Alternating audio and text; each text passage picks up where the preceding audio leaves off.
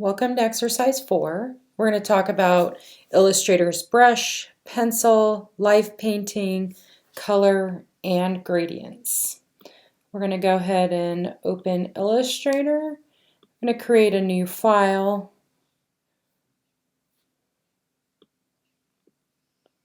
It's going to be 8.5 by 11, landscape orientation.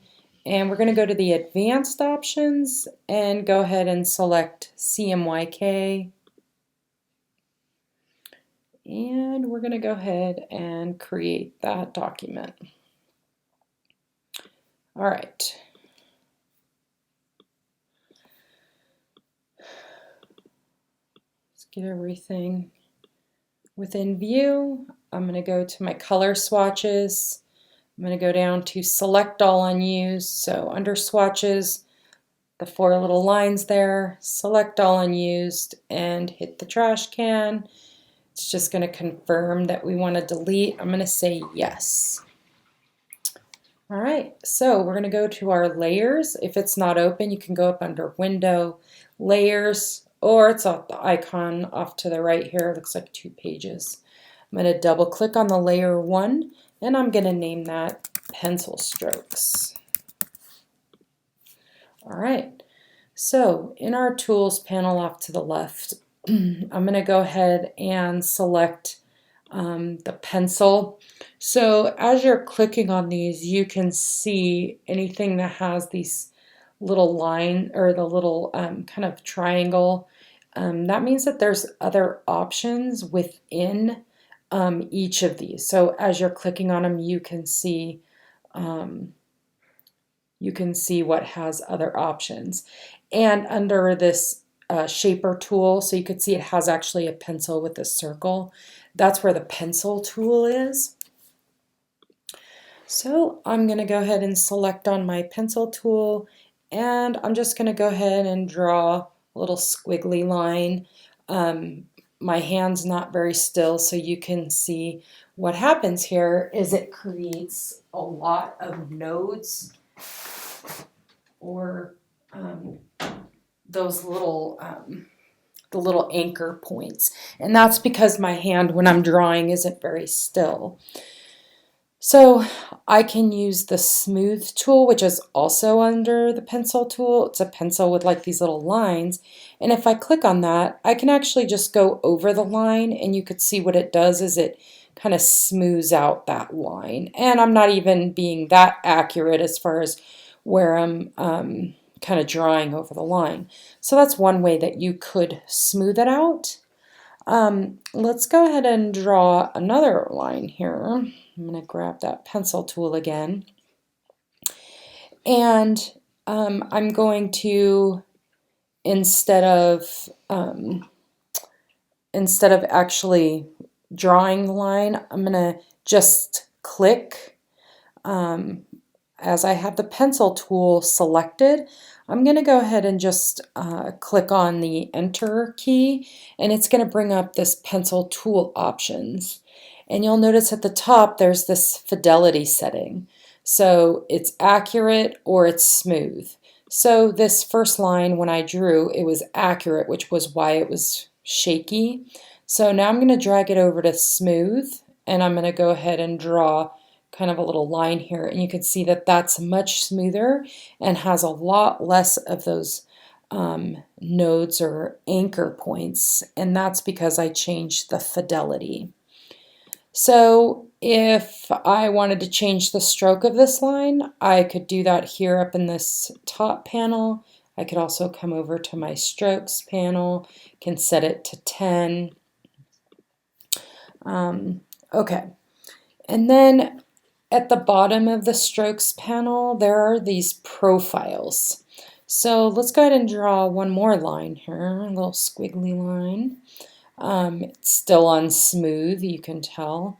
So this one I'm going to set to 5 points for a width. And we're going to come down to this profile, and we're just going to change it to width profile 2. So I just want you to see that this line now is not just even all the way across like these other two. It's thin to thick to thin to thick back to thin. And I'm going to select this one, and I'm going to go to a profile number 4, and if you just hover, it'll come up with what profile it is. So here this one goes from thick to thin. All right, so, and if I ask you to change the width on one of these to 20, you can easily just type in that stroke width here or at the very top, as long as you have that stroke selected. All right.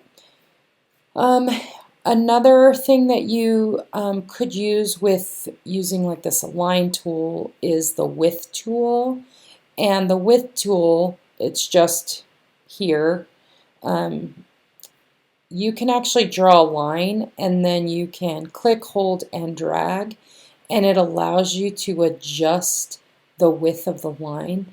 So I use general profiles down in that strokes panel, but really I could just kind of make my own widths as well. So I can open it really wide on the edge if I wanted. So using that width tool is another option. All right, so we are going to go ahead and make another layer, and we're going to call this one brush strokes. Oops.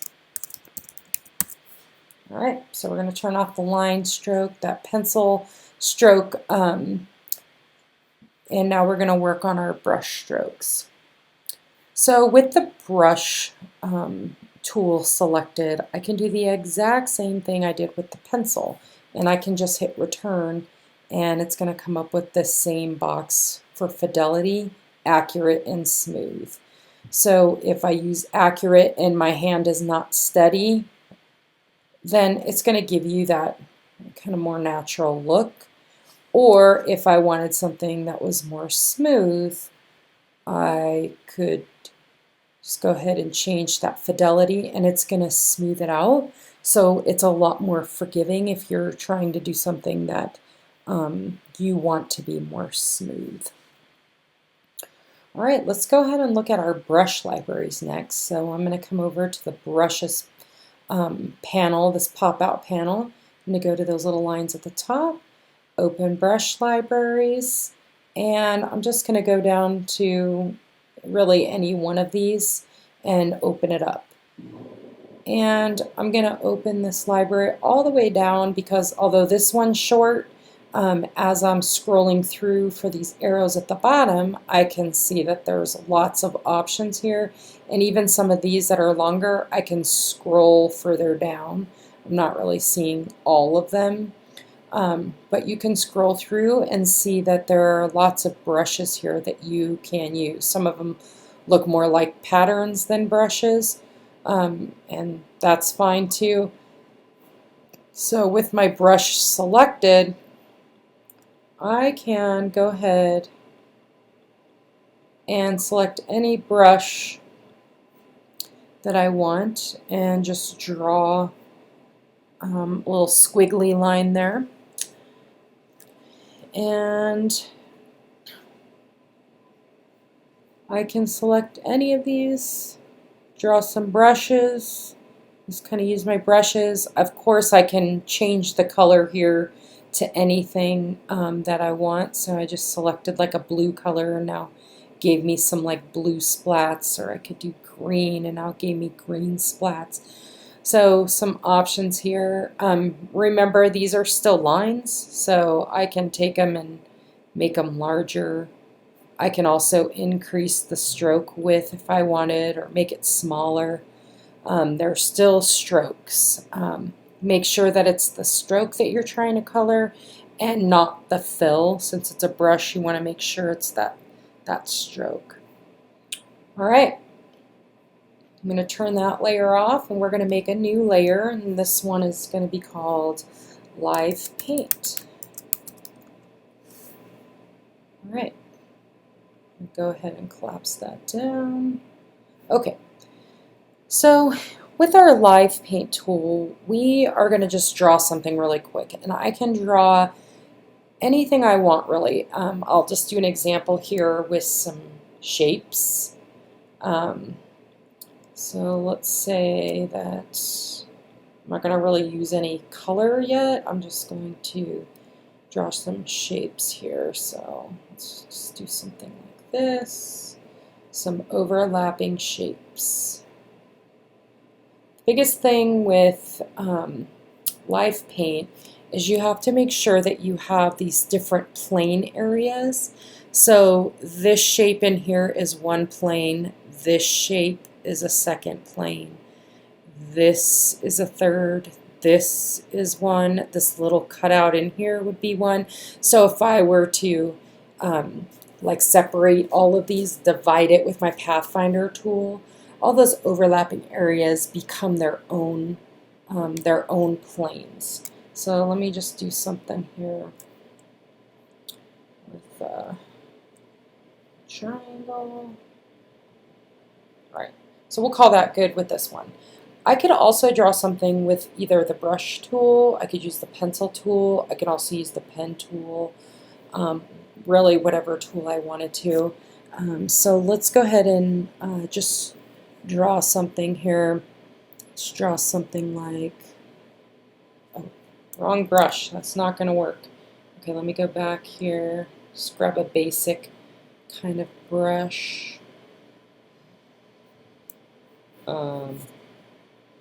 Didn't work so well, so let's try it again. Let's try it. Here we go. Let's try that again.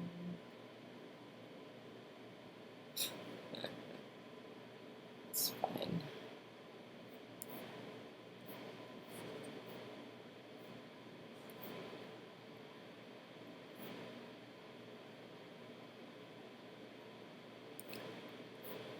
Not exactly sure why it keeps doing that, but we'll just go with it.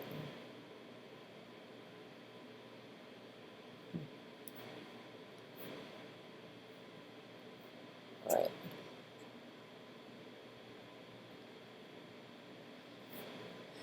Okay, so let me go ahead and make this a little bit smaller.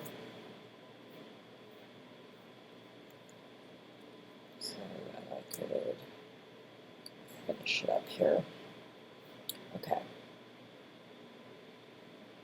Make some funky smile. Alright, not exactly sure what's happening, but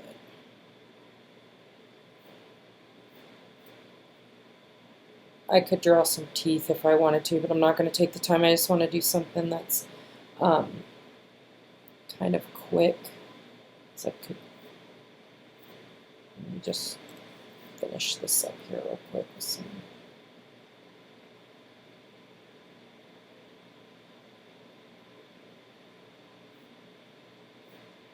I really probably should have picked a little something different, but that's all right. All right, so let's say that I wanted to live paint using this, either one of these. I'm going to take this one first, and I'm going to go to Object, Expand, Fill and Stroke, yes. And then I'm going to go to Object, Live Paint, Make. And you can see that it added these little corners around here. So now I'm ready for live painting. So if I click, it's right below the Width tool, the Live Paint Bucket tool, this is what you should see. And you can see that there are these little 3 boxes above my cursor. So I can use my right and left arrow to kind of circle through those colors. Right now I don't have any colors because I deleted them. So we're going to go ahead and add some colors in here. I'm going to go to Window, Color Themes. And under Explore, it's going to pop up these color selections that other Adobe users have used as combinations and that have worked well with each other or worked well together. So if let's say I want to select this pattern here, I can click these 3 little dots and say Add to my swatches, and you're going to see that it's going to add it over here. And you can add as many of these as you want. It just adds different folders. So I didn't really draw anything that has a lot of color. I guess I probably should have picked a little something else. but let's go with one more here. Okay, now the biggest thing that you need to know is that if they're in a folder, you're not going to be able to color them. So we're going to just go ahead and click on the first one, hold Shift, click on the last one that's in the folder, click, hold, and drag them out of the folder. Click, hold, Shift, click the bottom, and drag them out of the folder. So now I have these three folders at the bottom, and I'm just going to go ahead and delete those. And I'm going to draw something else that's maybe a little more colorful here. Let's just do something like, oh man, let me see if I can figure out what's going on with my brush, because I'm not quite sure. Okay, that seems to be a little bit better. So I'm just going to draw something like,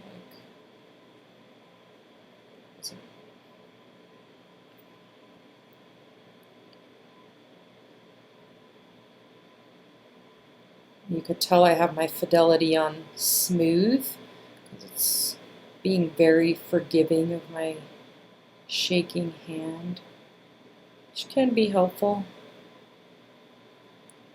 Okay, so let me just go ahead and select this, move it up a little bit, and I'm going to go ahead and draw another, oops, click off of that.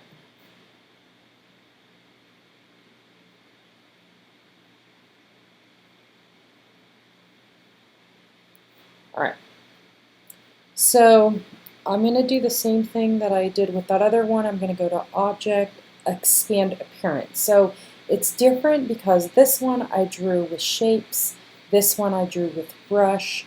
Sometimes expand is highlighted where you can expand, sometimes it's expand appearance. It doesn't really matter, it does the exact same thing. So I'm going to go back to my live paint bucket, and you can see now I can see some other colors, and as I hit my left and right arrow, it's circling through these colors that I actually have over in my swatches, so you can see it kind of moving down through my color list. So this is where it saves a lot of time with coloring. I can select a color. I'm just kind of circling through my different colors, and I'm going to go ahead and just click, and you're able to just kind of do some whatever you want to do in here. So go ahead and highlight some other colors. It's got some blues in it now. It's kind of a lighter color. And I can still click over these. If I decided I wanted to change colors, I could still change them. So that allows you to just access those colors a lot quicker. So on this one, I expanded it, and then I'm going to go to Object, Live Paint, Make. But on this one, I have a few areas here that are overlapping too far. So they have to overlap so that they're actually able to be colored in. But if they're overlapping too far, I could clean them up before I paint. So I can go back to Object, Live Paint, and at the bottom it says Expand.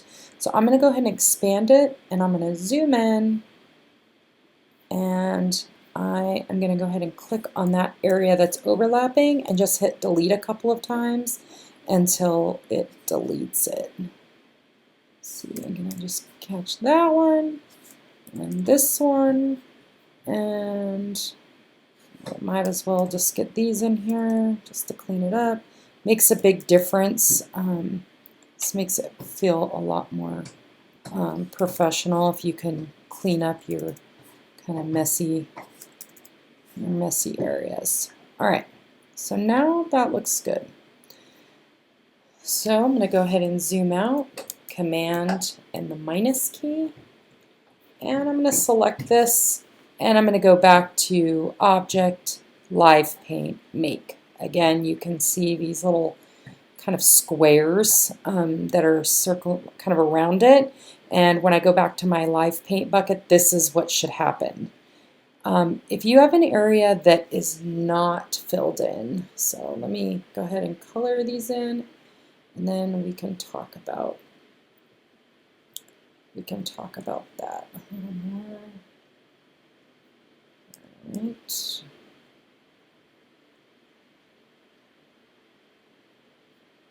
Add a little orange in there. Oh, and I can also, you can see I highlighted the actual outside, so the what do you call it, like stroke, so I can actually color in the stroke if I wanted to as well. So you can see I colored it too dark, so let's color it in something. Here I did a green color. So now it's green. I'm going to color these in green, and there you have it. So let's say that I forgot to fill something, like, let me go back here and fill this in. Say I drew something that was I was kind of draw like that same idea here. And you'll notice that this time I'm not really connecting them.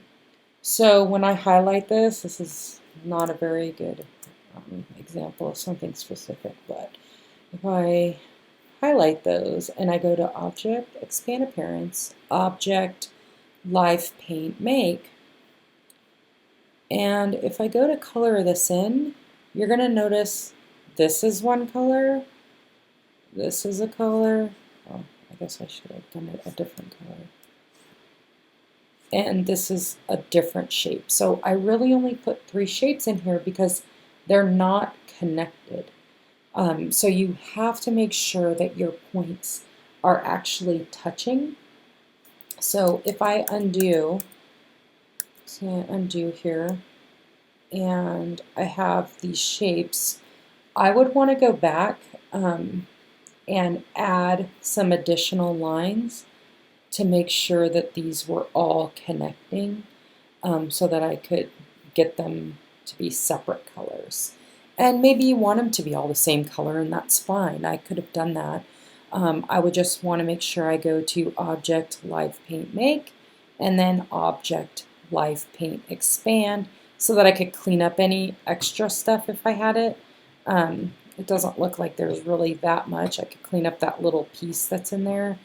But if I delete that, they're not connected anymore.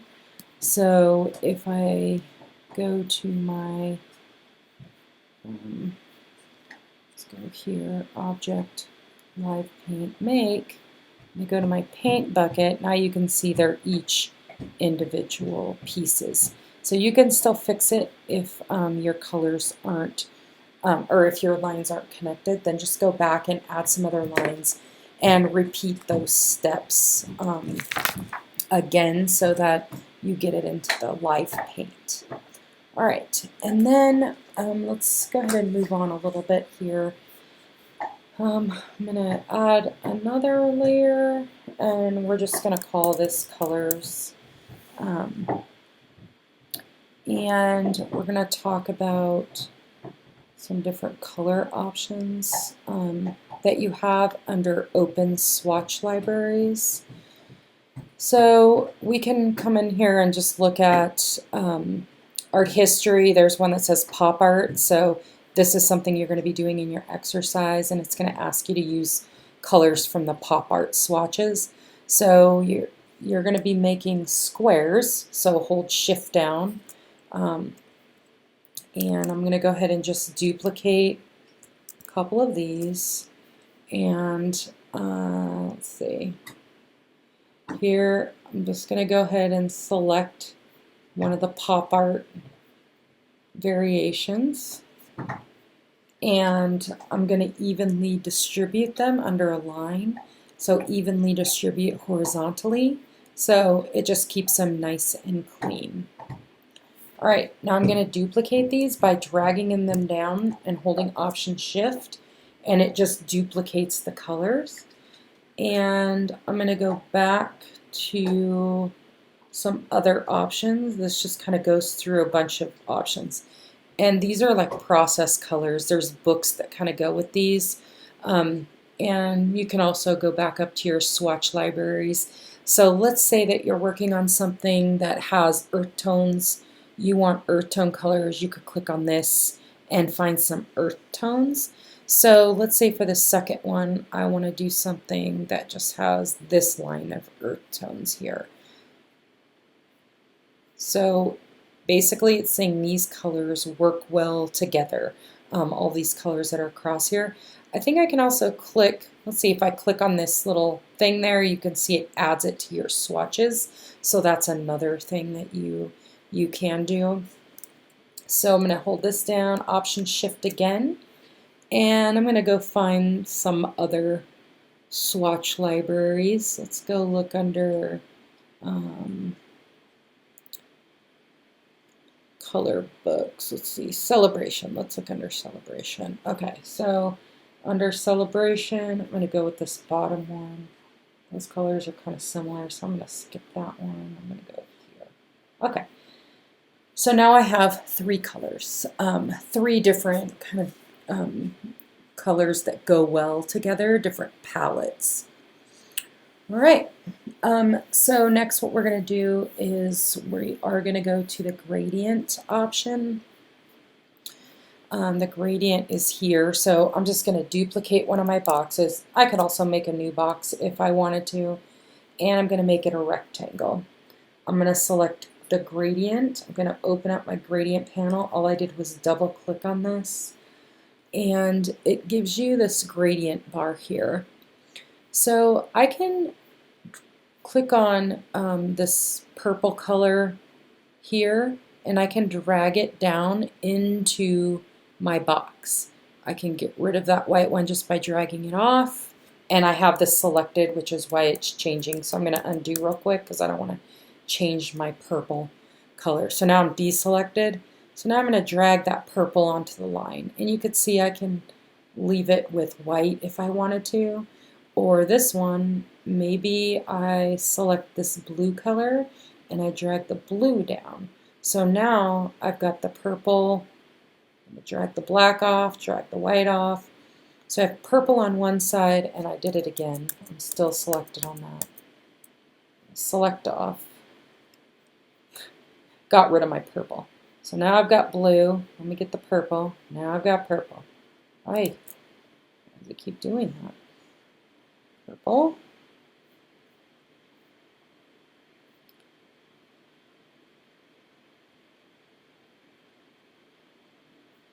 And blue.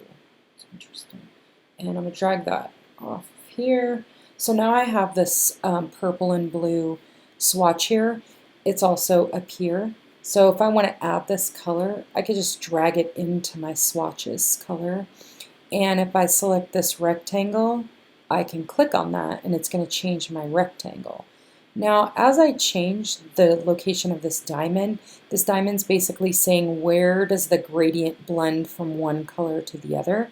So I can move it so it's more purple, less blue. It can be like a harsher kind of line if I wanted to. I can also bring in other colors. So let's say that I wanted to add this green color. So maybe I'll add the green over here so it'll be a little better here. I'm going to add the green. So now I have two diamonds because it's saying how do you want me to blend the two outside colors with this green. So if I bring these way in, the green gets way thinner. So you can see it's a little harsher line. So I can open those up a little bit more. And I can make a new swatch color here, click on my band, and here you have a swatch color. So you can keep making some different swatch options. And let's say I decided that I didn't want purple anymore, I could just drag that off and you can see that now it's just green and blue. So plenty of options, and I can make a new color there. So I just made three gradient swatches over here with these different color options that I had. I already went through the exploration of colors. The color themes is a great way to find some colors if you're just learning how to put some colors together and you're not sure what to use. You can think about what it is that you're making and do you want something that's a little bit more monotone? If you come up to the color guide and click on this little arrow here, it tells you these are complementary colors, these are analogous colors, this is monochromatic. So I think one of your color schemes over here is supposed to be monochromatic, which means that you would just select the colors that are in this row. I don't know why that one didn't turn to green.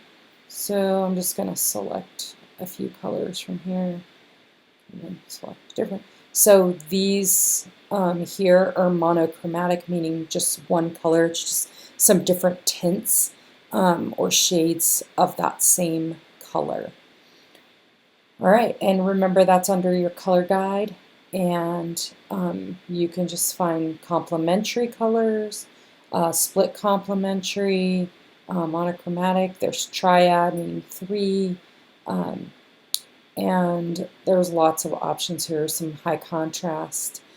So a good place to find some colors if you needed some. All right, and we're going to go back over here. So now we have 4 different layers, each with different items. I think we've hit everything we can. Let's change our document mode color to RGB. And we're going to go ahead and save. If you haven't saved your document, remember last name, first initial, underscore, the class, which is AI1 for Illustrator 1, underscore, this is exercise, not $sign, exercise 4, and we can just call it brush just to remind us what it is. And you're just going to save that into your Illustrator 1 folder under exercises E4. And there it is. All right, and I already have one there, so it's fine. I can put version 2 if I wanted to. It's just another one. And just hit save, and you are good to go.